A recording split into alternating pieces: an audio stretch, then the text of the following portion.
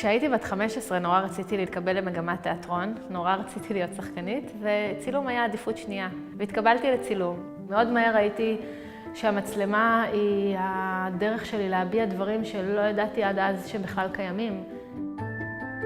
הפרויקט הראשון שלי שצילמתי זה בעצם היה כשהייתי בת 15, צילמתי את אחותי הקטנה, היא הייתה אז בת 3. פרויקט שעד היום אני מציגה אותו. אני צלמת, אומנית, בוגרת ויצו חיפה.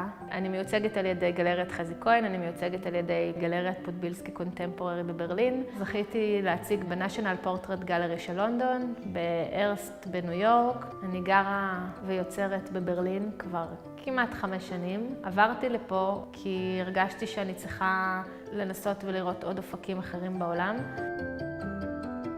בויצו חיפה קיבלתי המון כלים. מלמדים אותך מצד אחד להיות אומן, וכל המקום הזה של ביטוי אישי, וכל עולם האומנות שאתה מקבל במינונים מאוד גבוהים, אבל מצד שני לא מזניחים את המסחרי, ואתה לומד המון, אתה לומד אופנה, ואתה לומד צילום מוצר, וצילום מזון, וסטודיו, ווידאו, ואתה בעצם מסיים את הלימודים עם המון כלים ביד, אתה יכול לעשות כמעט הכל.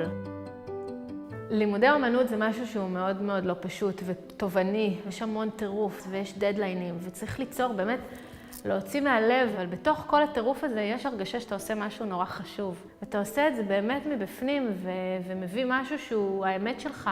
נורא חשוב שגם יהיה לך את המקום הזה שתרגיש בו נוח, שיש לך עם מי לדבר ושלא משנה מה, אתה בבית.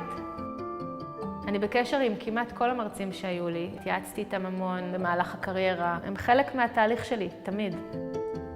הטיפ שלי זה שתלכו באמת עם מה שאתם אוהבים ותלכו עם זה עד הסוף. אם אתה הולך עם משהו שאתה אוהב אותו ומאמין בו, אז אפשר רק להצליח.